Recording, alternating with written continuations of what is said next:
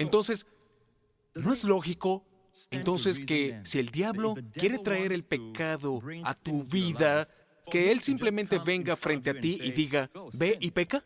¿Ustedes se darán cuenta de eso? Lo sabrás muy claramente. No, la forma en que vino a Eva es la misma forma en que vendrá a ti. Mira el árbol, se llama conocimiento del bien y del mal. No solo el conocimiento del mal, amigo. El conocimiento del bien y del mal. ¿Qué tiene de malo el conocimiento del bien y del mal? Tiene mucho de malo. Porque, ¿sabes qué? Solo Dios puede manejar el conocimiento del bien y del mal. Porque el día que lo tomes, terminarás tratando de hacer el bien, pero terminarás haciendo el mal. ¿Y no es eso una imagen de la ley? La ley es el conocimiento del bien y del mal. Por lo tanto, en Romanos 3, versículo 20, por medio de la ley viene el reconocimiento del pecado. Saber lo que es el bien y no poder hacerlo. Como dice Pablo en Romanos 7. ¿Sabes? Cuando estaba bajo la ley, el bien que quería hacer, yo quería hacer el bien, pero terminó haciendo el mal. Y luego me di cuenta de que en mi carne no había nada bueno. Cuando yo quiero hacer el bien, el mal está presente en mí. Es un principio. No puedes vivir del árbol del conocimiento del bien y del mal, amigo. Dios quería que vivieran del árbol de la vida. Amén, que es Cristo. Entonces, volvamos al monte Sinaí. Y ellos se jactaron y dijeron que cualquier cosa que Dios nos ordene, podemos hacerlo. Naasé. Podemos hacerlo. Naasé. Amén. Pero no lo hicieron, ¿saben? Lo siguiente que ves, ¿qué ves? Ves al becerro de oro. Amén. Al pie del monte Sinaí, ves un becerro de oro. Construyeron un becerro de oro. ¿Qué es un becerro de oro? Es una violación del primer mandamiento. No tendrás otros dioses delante de mí. Entonces el poder del pecado es la ley. En el momento en que te sometas a la ley, amigo mío, caes bajo el poder del pecado. Y mira el pecado que cometieron. No es un pecado cualquiera. Es el pecado de conocer la columna de fuego que estaba tan cerca de ellos cuando salieron de Egipto. La columna de nube que los protegía del sol del mediodía y el calor abrasador del sol. La presencia de Dios estaba con ellos.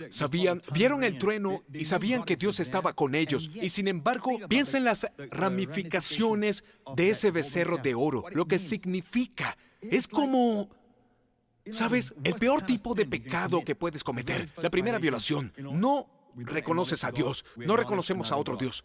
Diciendo que el becerro de oro es lo que nos sacó de Egipto.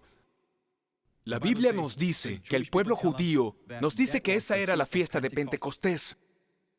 Cuando Dios dio la ley, en el siguiente capítulo, porque eran tan jactanciosos, dijeron, todo lo que Dios dice, entonces Dios dijo, está bien, Moisés, en Éxodo 19, antes de que Dios diera la ley, Moisés, diles, no se acerquen a la montaña, estableció un límite alrededor del monte Sinaí. E incluso si un animal toca la montaña, el pie de la montaña será herido de muerte. Así que no se acerquen. Dios nunca usó este lenguaje de no te acerques con ellos cuando estuvo con ellos en Egipto. De hecho, estaba tan cerca de ellos, en la columna de nube de día, en la columna de fuego de noche. Cuando cruzaron el Mar Rojo, Dios abrió el mar, fue delante de ellos y luego su presencia fue detrás de ellos para protegerlos del ejército moderador de Faraón. Estaba tan cerca de ellos. Él nunca los castigó. Pero, ¿por qué? Salieron de Egipto no por su bondad, sino por su bondad, no basado en su fidelidad, sino basado en su fidelidad. Él los trajo, abrió el Mar Rojo por su fidelidad. También endulzó las aguas de Mara, y fue por su fidelidad, por su grandeza, por su bondad, no por la de ellos. Todo el camino hasta el Sinaí dependió del pacto abrahámico, lo que significa que todo dependía de Dios.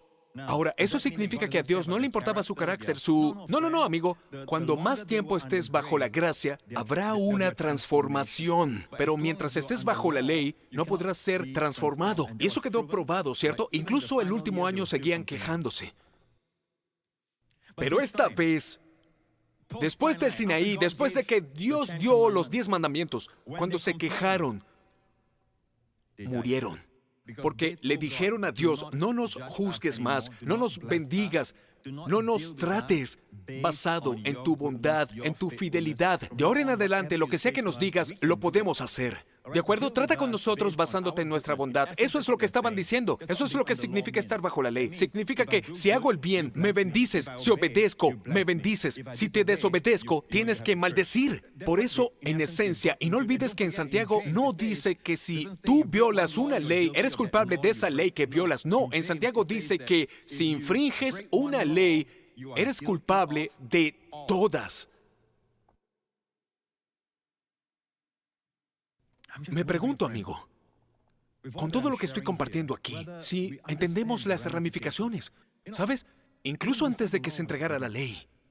Incluso antes de que se entregara la ley. Y yo todavía estoy en los preliminares de lo que quiero compartir en mi mensaje, así que por favor sígueme sintonizando. Pero en realidad, incluso antes de que se promulgara la ley, dado en Romanos 5, por esta razón, así como el pecado entró en el mundo por medio de un solo hombre, sabemos que el hombre es Adán, y la muerte por medio del pecado, así también la muerte pasó a todos los hombres, por cuanto todos pecaron. Antes de la ley, el pecado estaba en el mundo. Espera un minuto, detengámonos aquí por un tiempo. ¿Cuál es el argumento de Pablo aquí por el Espíritu Santo? ¿Qué trata de mostrarnos? Él está tratando de mostrarnos que el pecado ya estaba en el mundo, mucho antes que en el monte Sinaí cuando Dios entregó la ley. ¿De acuerdo? Antes de la ley significa antes que vino la ley, el pecado estaba en el mundo. Todos lo sabemos, pero mira esto. Pero como no había ley, el pecado no era tenido en cuenta. Así que hay pecado, pero el pecado no se le imputa al pueblo cuando no hay ley.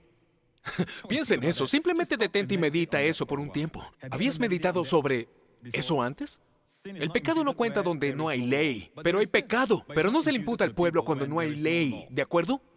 Está bien. Ahora regresemos a esto nuevamente. Versículo 14, estamos terminando aquí. No obstante, la muerte reinó, mira esto, la muerte reinó desde Adán hasta Moisés, aún sobre los que no pecaron con una ofensa semejante a la de Adán, quien es figura del que había de venir. La muerte reinó desde Adán hasta Moisés. ¿Por qué Moisés? Moisés es cuando se dio la ley, como dice la Biblia. La ley fue dada por Moisés. Es una imagen de la ley. Así que aquí todavía reinaba la muerte. ¿Saben algo? Cuando estudié este periodo de tiempo, en el libro del Génesis, este periodo de tiempo, desde Adán hasta Moisés, la gente vivía cientos de años. Sin duda, ¿cómo pasaron algunos siglos? De unos 900 años a unos quizás 600 años o quizás 400 años a 200 años, pero aún vivían largas vidas. Pero había pecado. Y entró la muerte, pero entró la muerte, es casi como si la muerte se mantuviera alejada. ¿Por qué? Porque no había conciencia del pecado. Había pecado, pero no había conciencia del pecado. Y por lo tanto, la muerte no pudo apoderarse de ellos. ¿Entiendes lo que estoy diciendo? Ahora, regresa al versículo anterior a esto. Dice, antes de la ley el pecado estaba en el mundo, pero como no había ley, el pecado no era tenido en cuenta. Entonces no había conocimiento. Entonces la ley es el conocimiento del pecado. Dios entregó la ley para que el hombre se volviera consciente del pecado. Pero el tema es que con la conciencia del pecado, ¿qué viene? Muerte. Justo cuando me estoy emocionando. Tengo que terminar con esto y continuaremos de nuevo. Pero solo una escritura más y luego terminaremos. Mira en Hebreos 10:1. Dice, porque la ley, teniendo la sombra de los bienes venideros y no la forma de las mismas realidades, nunca puede, por medio de los mismos sacrificios que se ofrecen continuamente de año en año, hacer perfectos a los que se acercan. De otra manera, ¿no habrían dejado de ser ofrecidos? Refiriéndose a las ofrendas, ¿no habrían dejado de ser ofrecidos? Porque los que ofrecen este culto, una vez purificados, ya no tendrían más conciencia de pecado. Quiero preguntarles, ¿qué tiene de malo tener conciencia de los pecados? Quiero decir, en la cristianidad de hoy, eso se alienta. Decimos que la iglesia no se da cuenta de que tiene pecado. Deberíamos tener sermones que le cuenten a la gente sobre sus pecados, que saquen a la luz sus pecados. Deberíamos decirles a las personas individualmente lo que les pasa, sus pecados. Miremos el pecado, el pecado, el pecado. No, es lo opuesto al verdadero evangelio. La Biblia dice, los que ofrecen este culto una vez, y la frase una vez en griego es hapats, que significa de una vez por todas, purificados por la sangre de Jesús. Purificados ya no tendrían más conciencia de pecado. Pero mira lo que pasó. El siguiente versículo dice, sin embargo, cada año se hace memoria de los pecados de estos sacrificios. Se refieren al día de la expiación. Todos los años ofrecen en el día de la expiación una ofrenda por el pecado. ¿Por qué? Porque es para recordarles los pecados. Ahora, esta palabra recordatorio es la misma palabra que Jesús usó en el aposento alto cuando dice: haced esto en memoria. La palabra memoria es la misma. Haced esto en memoria de mí. Debemos de recordar a Jesús. Debemos de recordar que Él es nuestra justicia. Él es nuestra sabiduría. Él es nuestra vida. Él es nuestra santidad. Él es nuestra redención. Él es mi vida y la duración de mis días. Amén. Tenemos que estar conscientes de Él, pero la conciencia del pecado es lo opuesto al Evangelio de Jesucristo. Y mi tiempo se acabó.